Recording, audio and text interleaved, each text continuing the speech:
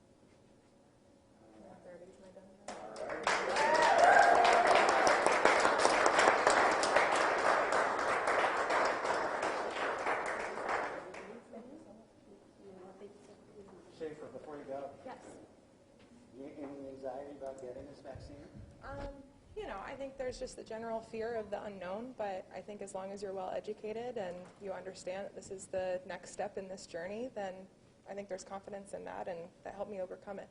What's your role here at PeaceHealth Southwest, and have you been dealing with COVID-19 positive patients? I'm here in our float pool, so I go to a lot of inpatient floors, but primarily the last, 8 months, whatever we've been dealing with this, I've been on the inpatient COVID floors, dealing directly with patients. And I don't want you to speak for all your colleagues, but if you were to speak for your colleagues, do you get a sense of relief that this is finally here for you? A general census, yes. I think it's, finally an answer to things. It doesn't seem like what we've been doing so far has been working, as numbers are getting worse, so I think this is a relief as to a step in the right direction. Does this feel to be one of the first people around here to get it? Oh, I'm stoked. It's great, and if I'm going to tell other people to get it, I have to get it, right? So I'm excited. I'm really excited. Yeah. Okay, thanks, guys.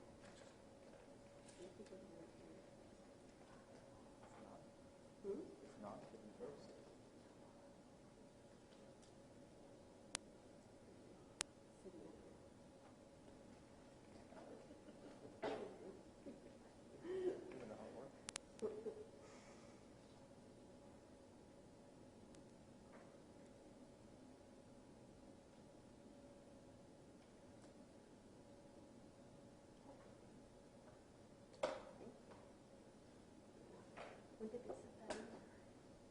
They just set it in there?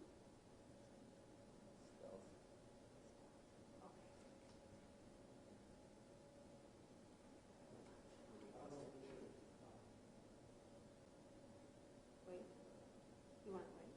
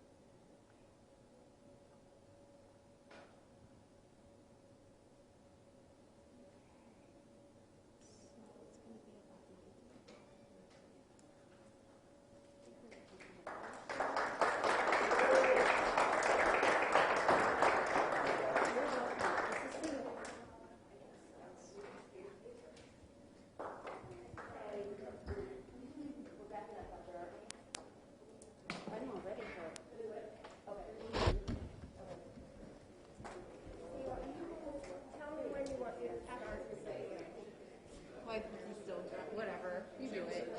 Whatever, I'll let you. It's fine. No, you're fine. Stay there.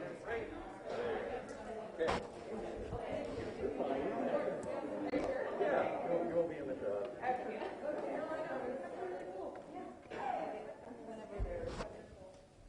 So how's it feel being one of the first? Oh, it feels incredible. It's momentous. It's also bittersweet with so much suffering, sorrow going on, and to have this happening, it feels emotionally feels very intense.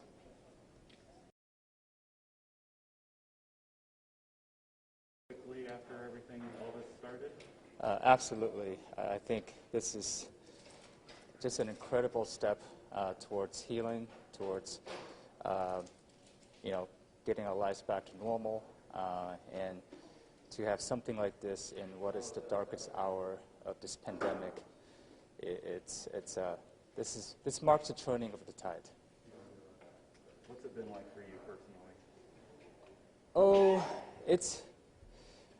I think, like everyone else, it's been just emotionally very difficult and intense at moments. And I think being in an emergency room, you get to see all the sequelae of not just the COVID virus, but everything else that comes with it that's affected so many in our community. It's just been devastating.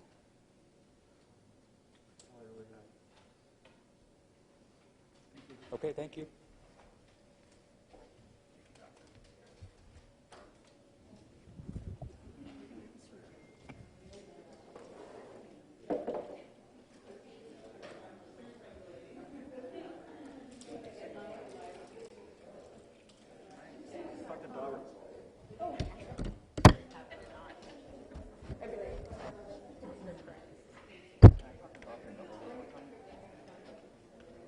Randy, I talked to Dr.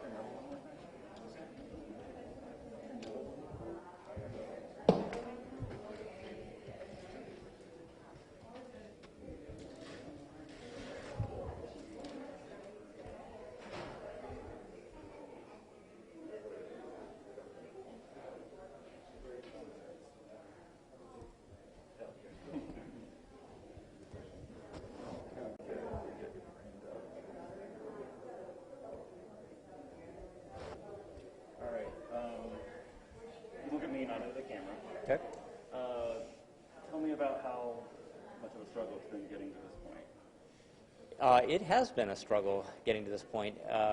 Our docs and nurses and physical therapists and respiratory therapists here have taken care of over 450 COVID patients since the start of the pandemic.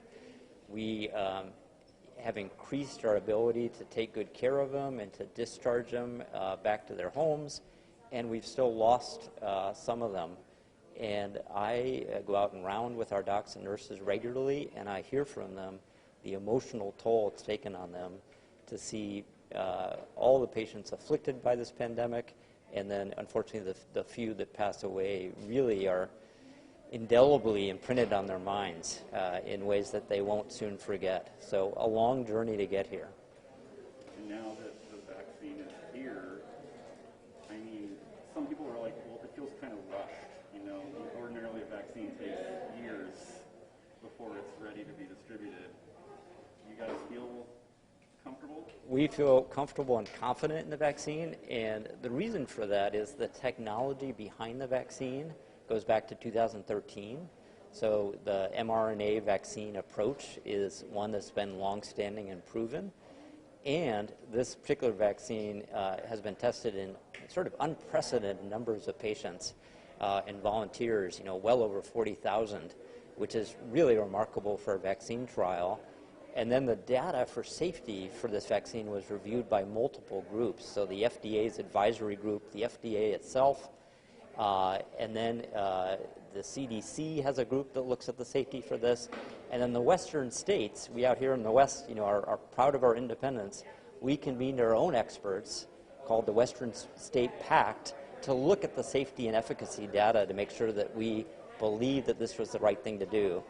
And we do believe that this vaccine is about 95% effective at preventing the spread of COVID, preventing somebody from getting COVID, and that the side effects, while real, are mild and go away in a day or two, and are probably a good sign if you get it, because it means, ironically, that your immune system is reacting to it and building up the immunity you need to keep yourself protected.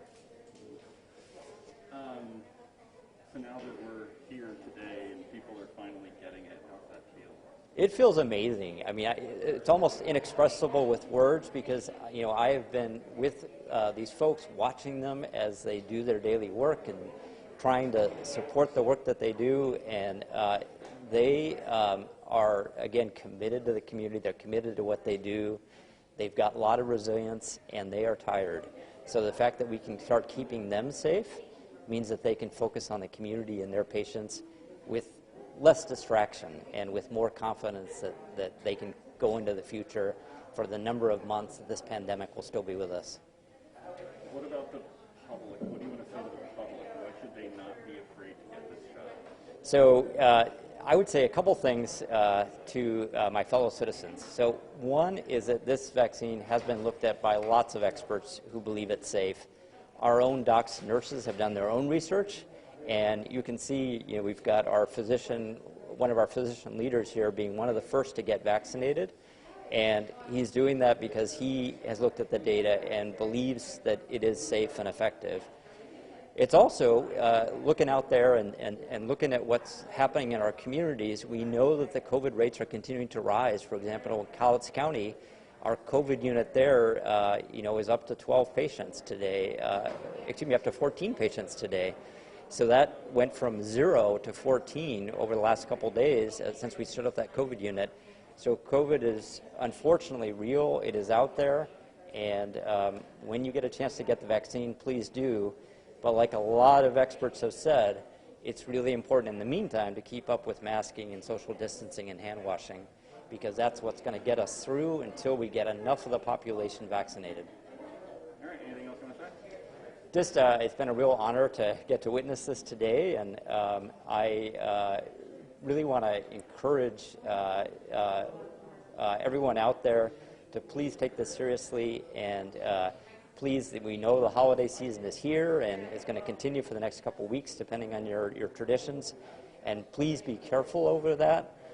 Because what we won't want to do is overwhelm the emergency departments and the hospitals, because then all of us potentially suffer So please be careful out there, and we really care about you, and proud to serve the community. Thank you very much.